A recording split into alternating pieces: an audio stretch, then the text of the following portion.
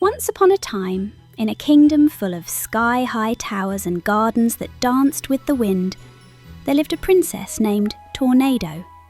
But she wasn't your typical princess.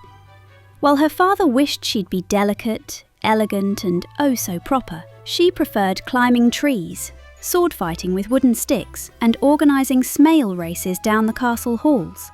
"Tornado, please," said her father. "Could you try to be just a little more refined?" Tornado just shrugged, pulled on her muddy boots and ran off to find her next adventure.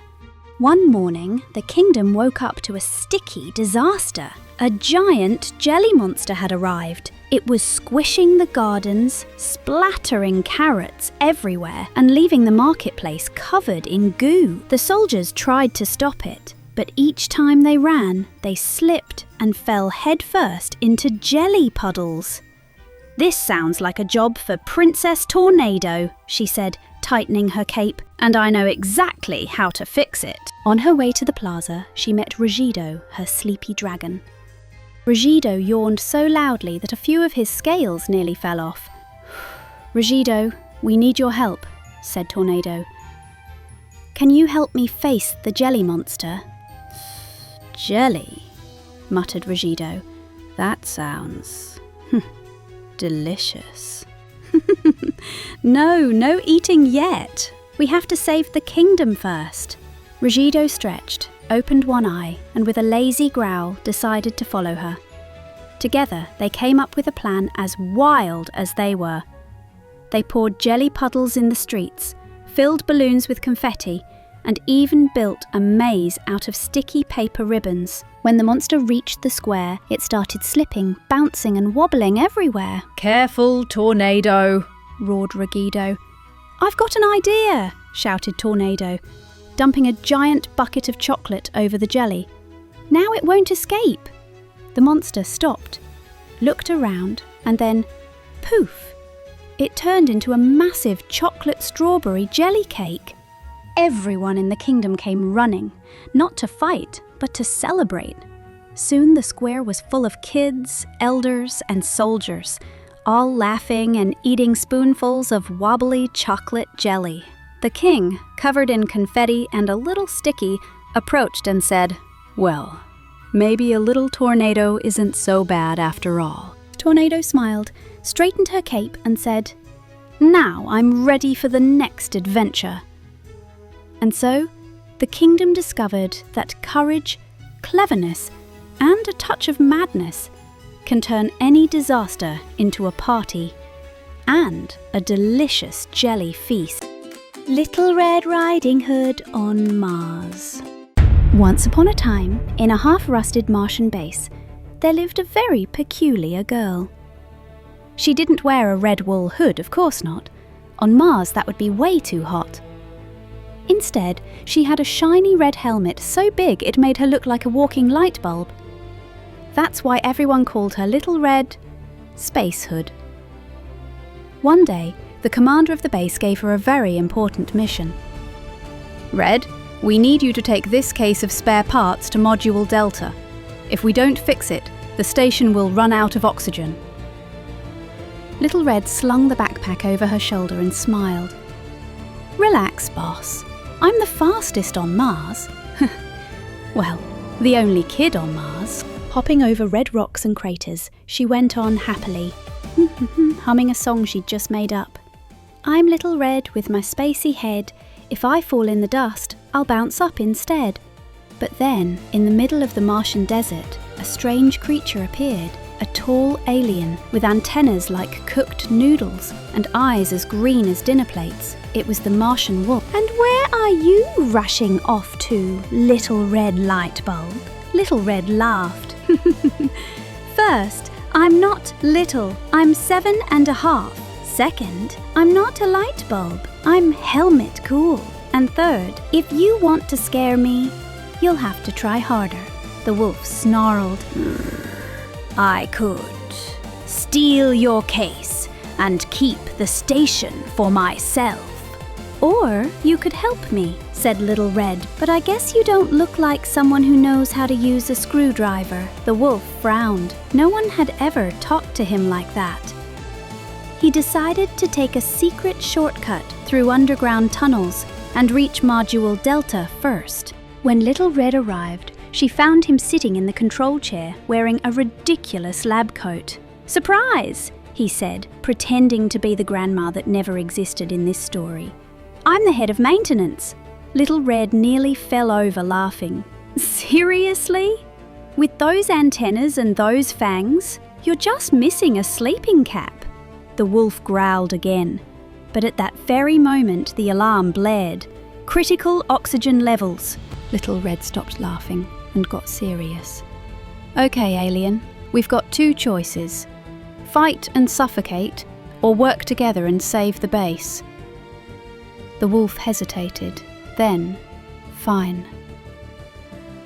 And so, Little Red and the Martian wolf became an unlikely team. She connected cables. He held heavy panels with his claws. She pushed buttons. He reached high levers with his stretchy antennas. With a click, Module Delta roared back to life. Oxygen bubbled again through the whole station. "We did it!" cheered Little Red, raising her arms. "We did it?" asked the wolf. "I thought you'd say I did it." "Nah," she said. "If there's one thing I've learned on Mars, it's that even space wolves can be useful sometimes." The wolf let out a deep laugh, and for the first time didn't seem scary at all. From that day on, the Martian wolf was no longer an enemy. He became the official repair assistant. And Little Red, well, she stayed just as cheeky as ever, singing silly songs and laughing at her own adventures. Because that's who she was, the girl who didn't bring cakes to Grandma, but tools to save Mars. Luma, the unicorn who painted dreams. In a hidden valley, there lived a young unicorn named Luma. Her horn was no ordinary horn. It shone and changed colour depending on how she felt. Pink when she was happy, blue when she was calm, grey when she was angry, and golden when she was truly excited. Luma had a secret. Every night, she painted dreams in the sky. With a touch of her horn, candy castles appeared. Dragons that tickled instead of breathing fire, or rivers filled not with water but with hot chocolate. Children slept happily under that spectacle. "Painting dreams," scoffed an older unicorn with a pompous voice. "Bah, that's useless." "Yes," added another. "Maybe then you'll stop having your head in the clouds." More laughter. "Well, technically I am in the clouds," replied Luma with a sarcastic little smile. The others laughed smugly and trotted away. Luma tried to laugh too, but something inside her shrank. That night, when she tried to paint, her horn barely released a couple of faint sparks. "Great," she muttered. "Now I'm officially a low-voltage unicorn lantern." She hid in the forest, her head down, and there she heard the deep voice of an old owl. "Well, well," he said from a branch. "And who is this little cloud with legs?" "I'm not in the mood, owl," Luma huffed. "That's obvious. Your horn looks like a burned-out bulb." Luma raised her head. "That's not funny." "It is to me," replied the owl, shrugging. "But the important thing is that your light depends on what you carry inside." At that moment, a sob interrupted the conversation. From the nearby village came the sound of a crying boy. "Mum says monsters don't exist, but I know that under my bed lives one with 7 eyes," he whimpered. Luma laughed without meaning to. "With 7 eyes, he'd have to go to the eye doctor every day," she whispered. The boy lifted his head, surprised. "Who's there?" "Just a unicorn who's bored," answered Luma, appearing by his window. The boy stopped crying, fascinated. "A real unicorn?" "Well, not really. I'm a bit weird," Luma admitted. And without thinking, Luma began to draw with her horn. Stars forming a shining shield, A dragon yawning from sheer sleepiness. Yawn. And a monster with 7 eyes, wearing pyjamas and holding a teddy bear. The boy laughed so hard that he forgot his fear. And at that moment, Luma's horn exploded in golden light so intense it lit up the whole village. The sky filled with even more beautiful dreams. A rainbow circling the world 3 times. Fish swimming among the stars. A floating castle full of swings. The boy, now calm, tucked himself under the blankets. "Thank you, weird unicorn." "You're welcome, scared human," she replied with a smile. That night, Luma understood that her power was not to impress the other unicorns, but to make laugh and dream those who needed it most. The Hedgehog Who Wanted to Hug. Deep in the heart of the forest lived Eri, a cheerful, curious little hedgehog, with one big problem. He loved hugs. Eri watched the squirrels cuddling, the rabbits smuggling to stay warm, even the bears giving great big hugs after waking from hibernation.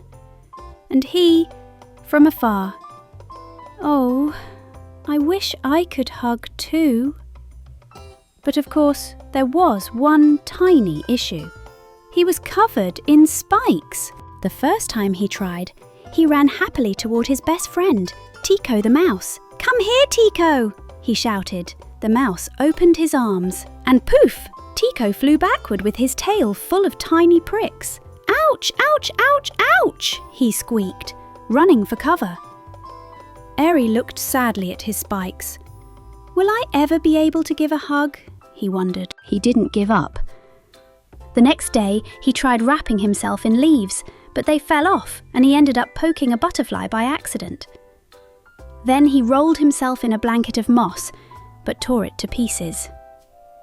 Finally, he tried surrounding himself with balloons, and they all exploded in a boom, boom, boom that made half the forest laugh. "Eri, nothing works. Maybe I'm just not made for hugs." That evening, as he sat under a tree, Tuga, a wise old turtle, came by. "Why the long face, little one?" "I just want to give hugs, but everyone runs away because I'm too prickly." The turtle smiled and gently patted his head with her hard little foot.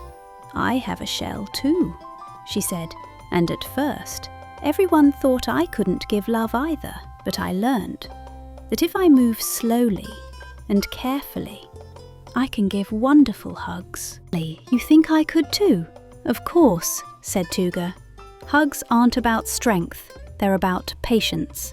Encouraged, Eri went to find Tico, who still had some tiny bandages on his tail. "Tico, would you try again? I promise I'll be gentle." Tico hesitated, then nodded. Eri leaned forward slowly, closed his eyes, and wrapped his little arms around him. This time, no prickles. Just a soft, warm, careful hug, full of love. Tico beamed. "You did it, Eri! That was a perfect hug!" News spread quickly through the forest. The squirrel came next, then the rabbit, even the big old bear. Everyone wanted one of Eri's special hedgehog hugs. Eri became the most beloved hugger in the forest. Not because his hugs were the biggest, or the softest, but because each one was full of care and kindness. Rufus Eggbeard and the lying parrot of Captain Shrimp. In the bustling port of Seashell Bay, there was no pirate younger or clumsier than Rufus Eggbeard.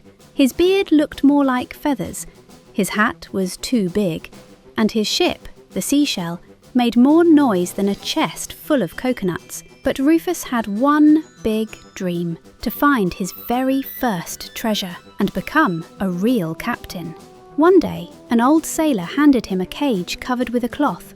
"Take good care of this, lad," said the sailor. "It's Don Beak, the parrot of the famous Captain Shrimp. He claims to know where his master's treasure is hidden." Then the sailor leaned in and whispered, But be warned, he lies more than a clownfish at carnival time. Rufus lifted the cloth and a parrot shouted, "Treasure! Peanuts! Yoo-hoo!" Without thinking twice, Rufus climbed aboard the seashell and set sail for adventure. The journey didn't start too well. Don Beak kept shouting orders non-stop. "To port! No, starboard! No, the other port!" Every time Rufus obeyed, the ship spun in circles until both of them were dizzy. After a stormy night, they reached the island of the confused coconut. As soon as Rufus set foot on the sand, dozens of coconuts began falling from the palms. "What's happening?" shouted Rufus, dodging one. Don Beak burst out laughing. "Told you not to say the word treasure." Rufus sighed. That lying parrot seemed to enjoy mischief more than helping. One morning, Don Beak squawked excitedly, "To the right!" To the right?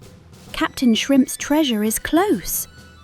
They followed his directions to a cave hidden behind a waterfall. Rufus lit his lantern and stepped in carefully. "Are you sure there's a treasure here, Don Beak?" Rufus dug for a while, then a little longer, until, clonk, his shovel hit something solid. With his heart racing, he lifted the lid of the chest. Inside were heaps and heaps of toasted peanuts. Don Beak squawked in delight. "Peanuts! My treasure!" "I knew it was here." Rufus stared, not knowing whether to laugh or cry. He had sailed through storms, dodged falling coconuts, and circled half the ocean, all to find a chest of peanuts. Then, seeing the parrot so happy, he couldn't help but laugh out loud. "Well, Don Beak, I guess for you this really is treasure."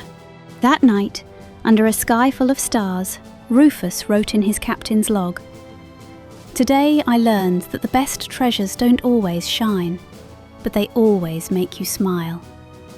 And if you can share them with your best friend, that's even better." The seashell sailed on, Rufus singing at the helm and Don Beak happily munching his peanuts. They say that if you ever see a cloud of peanut shells floating across the sea, it means Rufus Eggbeard and his lying parrot have passed by. Griffo in the Sahara. In the North Pole it was so cold that even thoughts wore scarves. And that's where Griffo lived, a friendly, curious, and just a little bit scatterbrained penguin. Griffo dreamed of seeing the world. "I want to see sand, palm trees and warm beaches," he said as he slid across the ice. One day, at the frozen port, he saw a sign that read, "Grand organised trip, an adventure full of sand." Griffo clapped his flippers. "Sand! Finally! The beach! Woohoo!" He packed his suitcase with hats, scarves, and a few fish fillets, just in case the menu was weird. And without checking the destination, he boarded the wrong plane. When he got off the plane, the air was so hot it felt like soup. "Where's the ice?" he asked, sweating. "This feels like the inside of a microwave." Then appeared Kamal, a camel with sunglasses, a cheeky grin, and the air of someone who knows everything. "Welcome to the Sahara, buddy," chewing on a date. "Here, ice only exists in movies." Griffo looked around. No sea, no snow, no fish, just dunes, sun and more sun. He tried sliding down a dune and ended up buried up to his beak. He tried to make a snowman out of sand, and the wind blew it away. Kamal watched, amused. "Hey, snowflake, if you keep this up, they'll put you on display in a souvenir shop." Griffo sat under a palm tree, half melted. "I can't stand this heat anymore," he sighed. Kamal burst out laughing. "Don't worry, pal, we all start melting here. Then we just get used to it." But Griffo didn't give up. Suddenly, he had a brilliant idea. "If I can't escape the heat, I'll cool it down." Together, they built a little beach bar out of tarps, coconuts, and an old umbrella. The sign read, "Griffo's Ice Cream, cold guaranteed or your shade back." Griffo made fruit popsicles with crushed ice from the oasis. Well, almost ice. Kamal took care of advertising. shouting in his deep, raspy voice, "Ice cream so cold even the cacti shiver!" Tourists, camels, and even scorpions lined up. In a few days, Griffo and Kamal became famous. They even made it to the Desert Bulletin. With so much success, they started their own travel agency, Pingui Tours, cool adventures with a touch of sand. Their motto was, "Sometimes the best trip is the one you didn't plan." And when someone asked Griffo if he'd go back to the North Pole, he'd smile and say, "Go back? No way. I'm the coolest penguin in the Sahara now." Kamal winked and added, "And the most absent-minded too.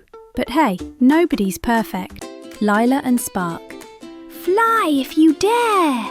Little witch Lila was nervous. It was her first Halloween as an official witch, and she finally had her very own flying broom, a chubby broom with messy bristles called Spark. But Spark had one tiny problem. She was the most disobedient broom in the whole wide world. "Up, Spark," ordered Lila on her first flight. Instead of going up, Spark started spinning around the scarecrow in the field. The dizzy scarecrow shouted, "Hey!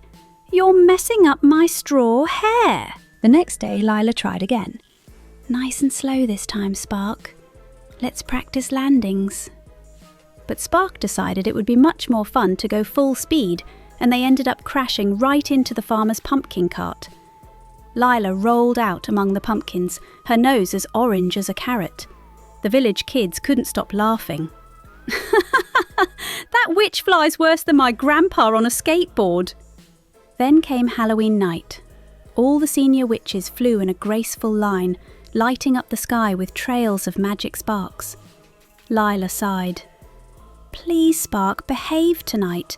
It's really important." But as soon as they started, Spark shot off like a rocket. She did a triple somersault, brushed a black cat's ears, and even made real sparks when she crashed into a lamppost. The crowd in the square screamed and clapped, thinking it was all part of the show. Lila, exhausted, crossed her arms. "Spark, this isn't fair. I try to do things right and you never listen to me." Spark drooped her bristles like sad little ears. "That's because you just boss me around all the time and you never ask what I want to do." Lila blinked in surprise. "You mean you want to decide too?" "Of course," said Spark. "Sometimes I want to spin, sometimes I want to jump, and sometimes I just want to fly slowly and look at the stars." Lila smiled. "Okay, deal. I'll say what we need to do and you can add your fun twist." And so they did. When Lila said up, Spark flew in a wobbly zigzag. When she said down, Spark landed with a bell-like spin. When she said straight, Spark drew a glowing heart in the air. The crowd burst into applause. "Bravo for Witch Leela and her dancing broom!" That night, Leela and Spark learned something very important. Flying wasn't about giving orders or disobeying. It was about listening to each other and working as a team. And from that night on, every Halloween, while the other witches flew in stiff, straight lines, Leela and Spark twirled and looped through the air, making all the children laugh until their bellies hurt. Cappy and bath time. By the riverbank lived Cappy, a happy capybara, round, shiny and clean as a freshly washed melon. Cappy loved bath time. She loved it more than munching tender leaves, more than napping in the sun, even more than scratching her belly. Every afternoon she'd trumpet loudly, "Bath time! Splish, splash, sploosh!" But nobody else wanted to get wet. Her friend Missy the cat said, "Water makes my whiskers curly, and curly whiskers are not elegant." Pepe the parrot squawked from a branch, "Water messes up my feathers," and a Missy parrot gets no interviews. And Tuto the armadillo grumbled, "I only get wet if there's air conditioning and a warm towel." Cappy sighed so deeply she made waves. What a dry bunch of friends. So she decided to show them just how fun bathing could be. First, she filled the river with flowers and bubbles.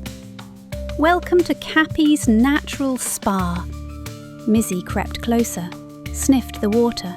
Splash! A frog jumped up and soaked her nose. Meow of terror! Now I smell like wet lettuce. Pepe, curious, fluttered down. Maybe a dip will give me tropical shine, he said, and jumped in. Plaff! He came out dripping.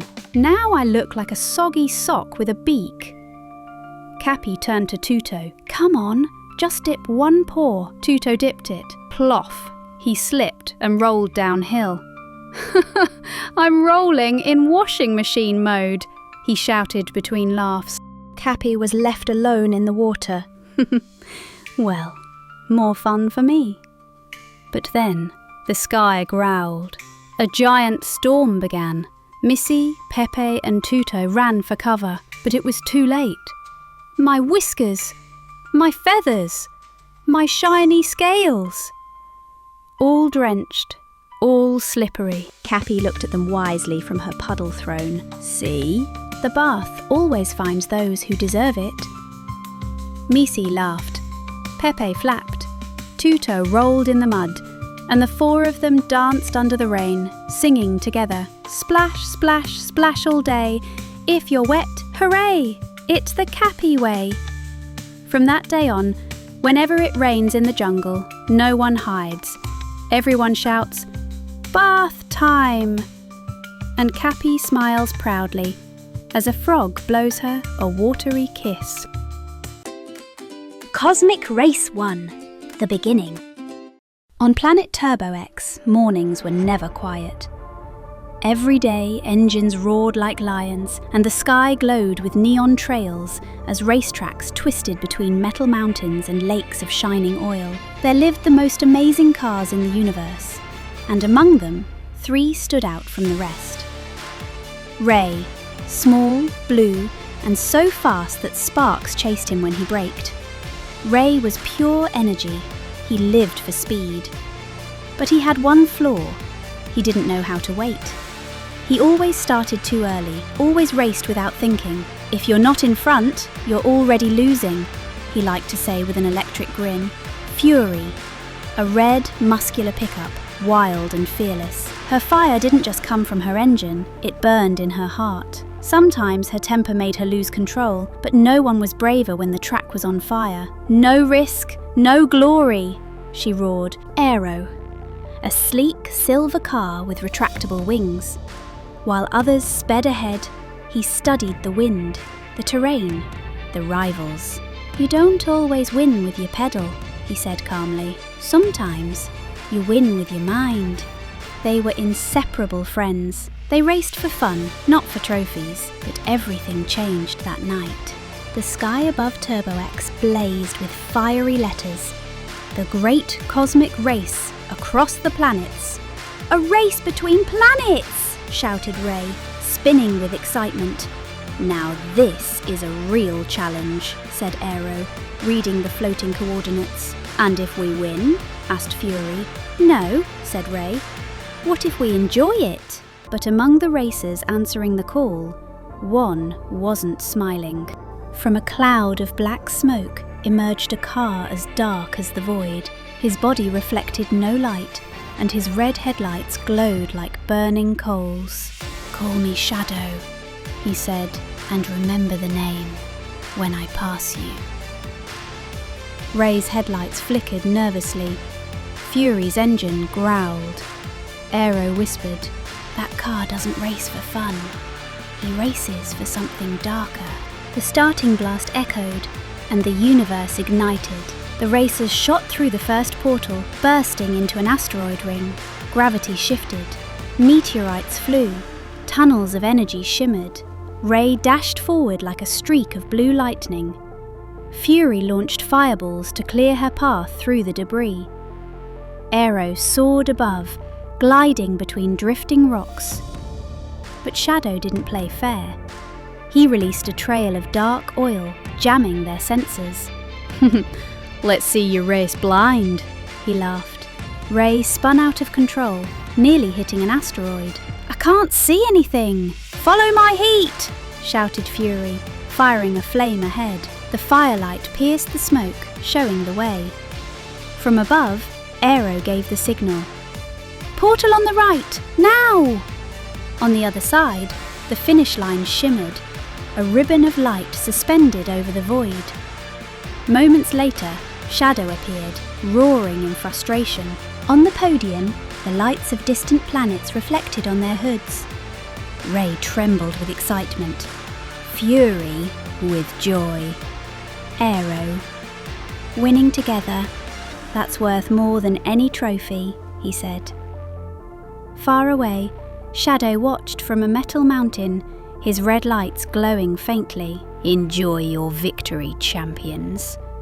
The next track will be mine. And with a he vanished into the darkness of space. That night, Ray couldn't sleep. He stared at the stars, thinking of Shadow's words. Something deep inside told him this race was only the beginning. Turbo X would again, and the engines of destiny had just started. Bronto and the Egg of Lost Light. In a prehistoric valley surrounded by red mountains lived Bronto, a young T-Rex known for his brave heart and his loud roar. By his side was his best friend Nina, a fast and clever velociraptor who never left him alone. One evening, as the sun was setting, the sky suddenly turned dark. "That's not normal," Nina whispered. A bright light fell from the sky and crashed near the twisted forest. They ran as fast as they could and found something incredible, a shining egg, warm and trembling. "This is no ordinary egg," Bronto said. "And something is looking for it," Nina added, hearing a distant roar. They knew only one thing. The egg had to be taken to the Smoking Mountain, where creatures of light are born. To reach the mountain, they had to cross the twisted forest, where trees moved and roots grabbed passing feet. The roots wrapped around Bronto's legs. "They don't want us to pass!" Nina shouted. Bronto roared with all his strength. The trees slowly opened a path, and they ran through just before it closed again. Next came an old stone bridge hanging over a deep, black abyss. As Bronto stepped forward, a deep voice echoed, "Return the egg." The bridge began to crack. "Don't look down," Nina said. "Just keep going." With the egg held close, Bronto jumped with all his strength. They landed safely on the other side as the bridge fell into the darkness. At the entrance of the Smoking Mountain, a giant creature blocked their way. A rock dragon made of stone and fire. "To pass," it said, "you must prove you are worthy of the Egg of Light." Bronto stepped forward. "We will protect it no matter what," he said. The rock dragon watched them carefully, then moved aside. "You may pass," it said. Inside the cave, a warm glow filled the air. A shining creature appeared, Luma, mother of the egg. "My child," she said softly. The egg cracked and opened. A small, glowing dragon was born, lighting the cave with golden sparkles. The baby flew around Bronto and Nina, happy and safe. "Because you protected the light," Luma said, "the valley will never be dark again." Princess Tornado and the Stickiest Christmas in the Kingdom.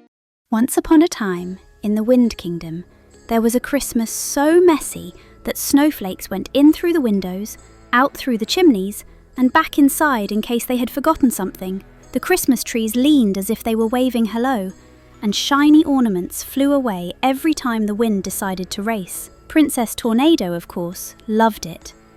"A neat Christmas is a boring Christmas," she said, tying a ribbon that tried to escape 3 times. Rugido, her dragon, did not agree. He slept curled up near the castle, snoring so loudly that the Christmas bells rang by themselves. Christmas. 5 more weeks. In the town square, the jelly monster, once a disaster, now a true friend of the kingdom, helped as best as he could. He held giant trees with one tentacle and let children slide over him like he was the best present of all. Everything was going pretty well, until the royal messenger. He came in sliding, slipped twice on the jelly, spun like a top, and landed on his knees in front of Tornado. "Princess! We have a very Christmassy problem." "Did we run out of hot chocolate?" Tornado asked, worried. "Worse! Santa Claus is missing!" The wind stopped for one whole second. Rigido stopped snoring. Even the jelly monster made a small, worried plop. "Missing how?" Tornado asked, fixing her cape. The sleigh was seen spinning over the castle, a dragon sneeze, and poof, gone! At that moment, the jelly monster began to shake. He bubbled nervously. "Cling! Clang! Ho, ho, ho!" "That sounds a lot like presents," said Tornado. The jelly monster blushed as much as a giant jelly can blush and dropped one gift, then another, and another one. "The presents!" shouted the messenger. "They're all over the kingdom!" And it was true. Boxes hung from trees, packages bounced across rooftops, and Christmas stockings were stuck in chimneys. Tornado grinned. "Perfect," she said. "We save Santa and collect the presents. Easy plan." Rigido opened one eye. "Do I have to fly?" "Yes." "A lot?" "A lot." Rigido sighed and stood up.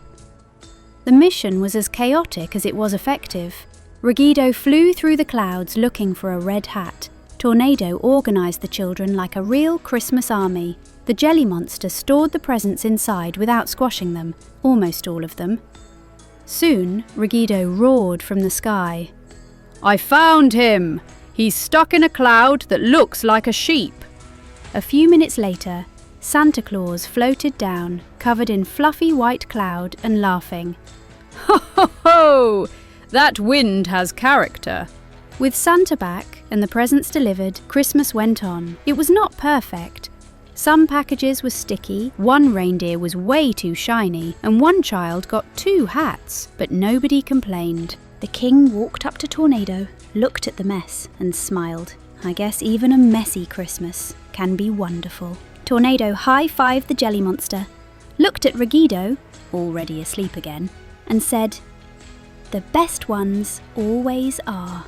And so, in the Wind Kingdom, they learned that even when Santa gets lost and presents go flying, Christmas always arrives. Paco the Turkey and the Thank You Feast. On the cheerful farm of Happy Valley lived Paco the Turkey, a friendly, curious turkey who was just a little bit clumsy. That day he was especially nervous because Thanksgiving was coming. "I want to do something special for the feast this year, but what can I do?" Suddenly, he heard a desperate cluck, cluck, cluck. Paco ran to the chicken coop. There were the 3 bossy hens, Pecky, Picky, and Patty. They had to decorate for the thank you feast, but it looked more like a feathery hurricane. One hen pulled a garland, another twisted it, and the third spun so fast she looked like a feathery fan. "Cluck! This isn't working!" they shouted. Paco took a deep breath. "Girls, what if we do it together, but with rhythm?" The hens blinked at him, confused. Paco raised his wings like a conductor. "When I say peck, you hang it. When I say feather, you stretch it. When I say stop, you freeze. Ready? Cluck, cluck, yes!" And he began. Peck! The hens grabbed the garland. Feather! They stretched it, nicely this time. Stop! No crashes, no feathers flying. In less than a minute, the coop looked beautiful. "Paco, you're amazing," said Pecky. "A true turkey genius," added Picky. "Cluck of joy!" squealed Patty. Paco smiled. Maybe he did have something to offer. Paco was about to rest when he heard a long, sticky moo. It was Matilda the cow, and with her, Lola the cow. They were supposed to bring buckets of fresh milk for the feast, but half of it was ending up on the ground. "Ah, this will never make it," sighed Matilda. Not full, at least, added Lola. Paco thought for a moment. Ladies, no running and no sleepwalking. You need to walk. At the same rhythm. The cows stared at him.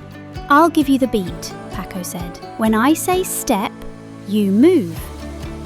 When I say hold, you stop. When I say head up, you stay steady. Let's try. Paco began. Step. Both cows moved at the same time. Head up. Bucket steady. Step, step, step. They walked like giant dancers. When they reached the table, guess what? The buckets were still full. Paco, we did it! Lola cheered. You're the best turkey coach ever, said Matilda. Paco puffed out his chest proudly. By sunset, everything was ready. The decorations were perfect. The milk was waiting on the table, and the farm was filled with laughter. The animals gathered around Paco. Paco, said Pecky, we couldn't have finished without you. You're the official coordinator of the thank you feast, declared Matilda. Me? Paco gasped. Yes, everyone shouted. The hens made him a feather crown. The cows lifted him gently. And Paco, full of pride, said, Well then, gobble gobble thank you! And that year, the thank you feast was the happiest, funniest, and most organised celebration the farm had ever seen. Because sometimes the best gift is helping everyone work together. Mochi, the witch Lila's cat. In a village full of pumpkins and orange lanterns lived Mochi, a fluffy black cat, and just a little bit clumsy. He was the cat of Witch Lila, a young witch with a tilted hat, violet braids, and a forever mischievous smile. Everyone in the village said that black cats brought bad luck, but Mochi thought quite the opposite. Bad luck follows me! And he wasn't wrong. When Lila put him on her broom to practice flying, boom! Mochi flew straight into the scarecrow. Tried to walk gracefully along the edge of a pumpkin. Whack! He'd end up inside it, like a pumpkin filling. And if he tried to nap peacefully, splash! He'd always fall right into the potion tub Lila had left in the sun. Lila would look at him, amused. Oh, Mochi, you're the clumsiest cat in the world, but also the most charming one. Then came Halloween night. The streets were full of little skeletons dancing, vampires with plastic fangs, and tiny witches with toy brooms. Mochi, nervous, tried to hide behind Lila's cape, but slicked on a shiny pumpkin. He rolled down the street like a furry black ball, bumping into lanterns and getting covered in cobwebs. The children burst out. Look, the kitty's doing tricks! That's the best costume ever! Mochi blinked in surprise. Did they really not think he was bad luck? Then he tripped again, this time tangled in Lila's cloak, and the kids clapped like it was a magic show. Lila smiled, waving her crystal wand. See, Mochi? Sometimes what feels like a disaster is actually pure joy. That night, as the children went from door to door shouting, "Trick or treat, and bring Mochi the cat!" Mochi finally understood. From then on, he never complained about his tumbles or splashes again. Now he says proudly, "If bad luck follows me, let it come, because I bring the best laughter in the world." Little Red Riding Hood on Mars, Part 2. After that wild adventure in Module Alpha, Little Red Riding Hood thought nothing could surprise her anymore on Mars. But she was wrong. One day, while collecting rocks for school, because on Mars, homework meant bring weird stones, she heard a metallic clonk, clonk, clonk approaching. When she turned around, she saw a dusty rover with wheels and a camera on a long neck. "Wait, you're Curiosity!" she exclaimed. The rover moved its camera, almost like it was waving hello. From its speaker came a robotic voice. "Hello, Little Red. I'm on an exploration mission. I've detected possible life signals beneath these rocks. Do you want to help me?" Caporachita's eyes sparkled behind her helmet. "Life! That would be the greatest discovery ever!" The Martian wolf, who had been hiding behind a rock, because he never missed a bit of chaos, snickered. Pfft, probably just some wiggly worms.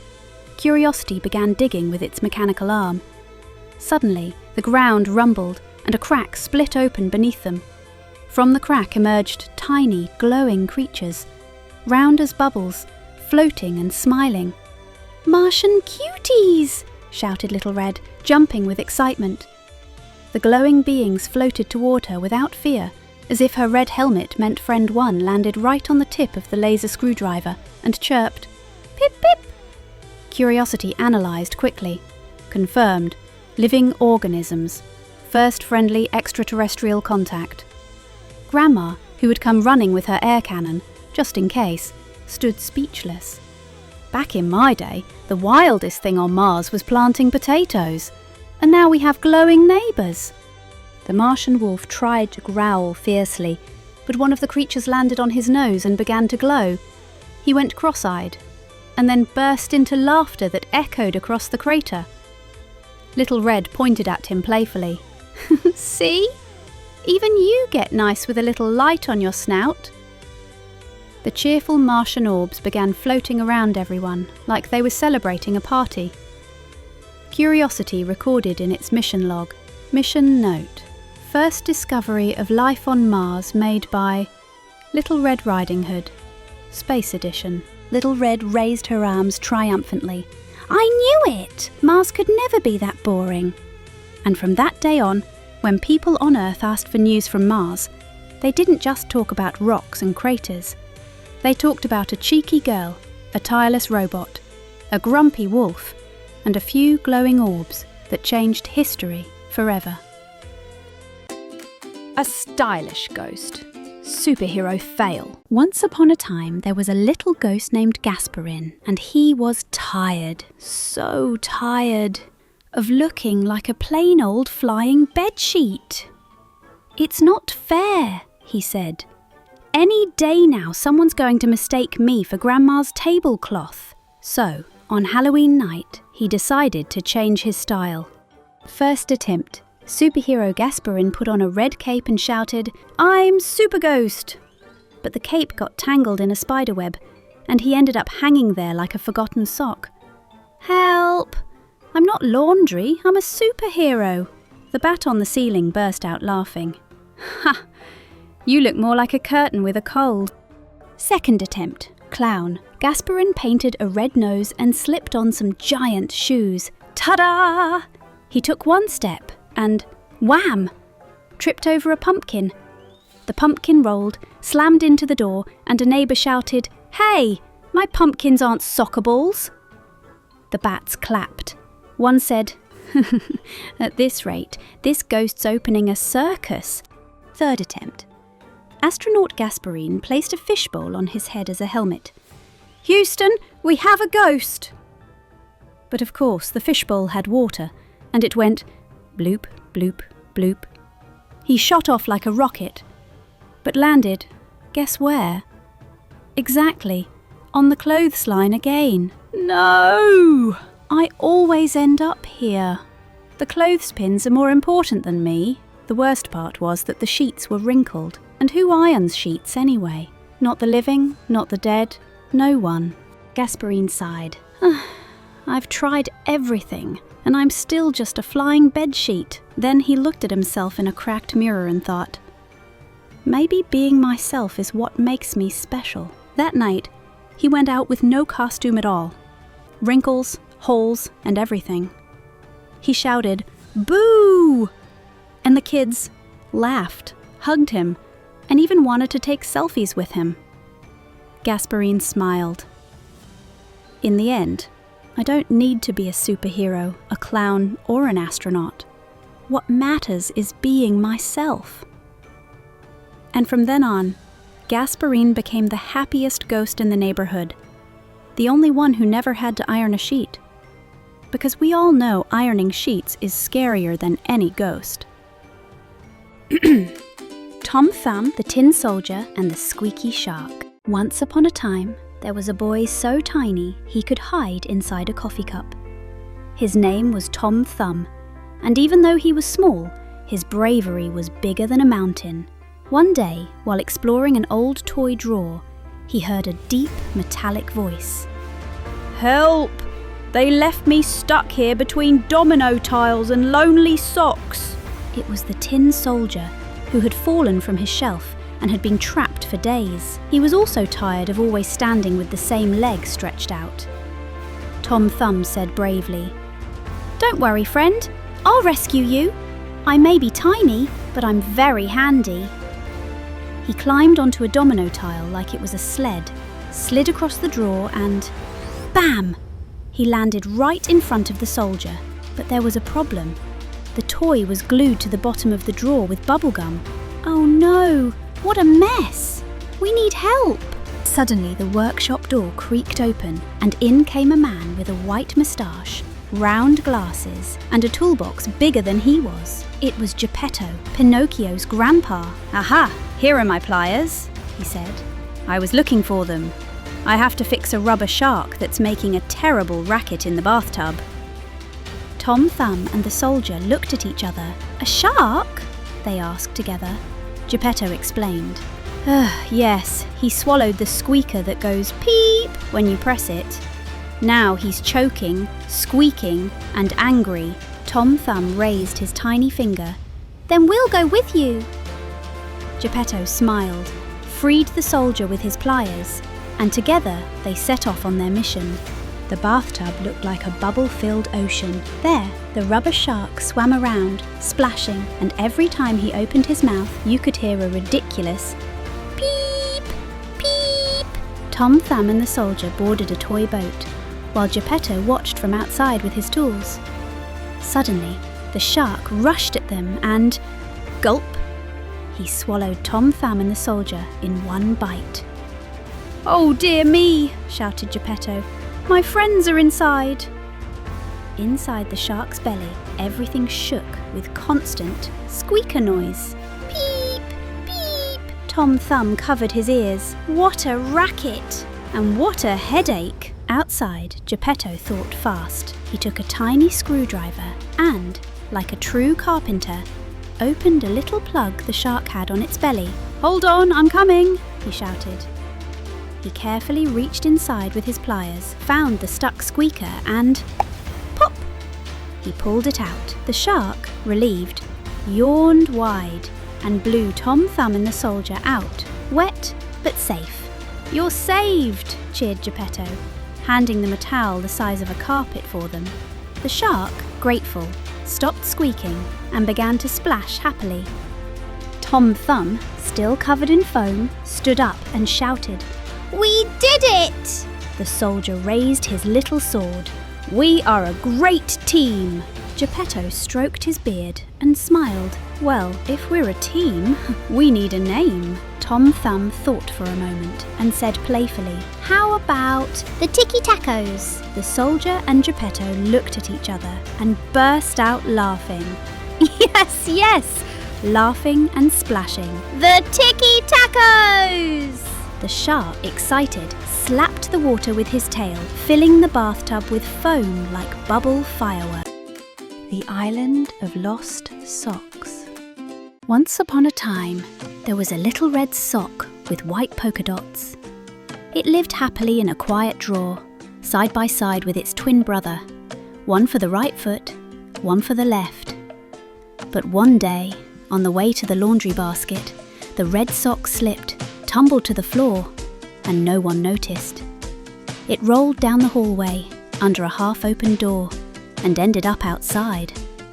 The wind was blowing hard. The little sock shivered and hid behind a stone. "I'm just a sock," it whispered. "What will I do now?" A curious dog sniffed it, nibbled it, and tossed it in the air, thinking it was a toy. The sock flew and landed near the harbour, soaked but free. The sea shimmered in the sunset. The boats rocked gently. Then a cheerful voice called from the top of a mast. "Hey, you with the dots! Are you lost or just out for some fresh air?" The sock looked up. There fluttered a blue pirate bandana, frayed at the edges. "I fell from the laundry basket," said the sock shyly. "Ah, a traveller of chance," laughed the bandana. "I escaped from my captain's head. Years of sun, salt and rum. I needed a little breeze." The sock giggled. The bandana twirled proudly in the wind. "If you're looking for a place where the lost belong, I've heard of a special island." "The island of lost socks?" asked the sock hopefully.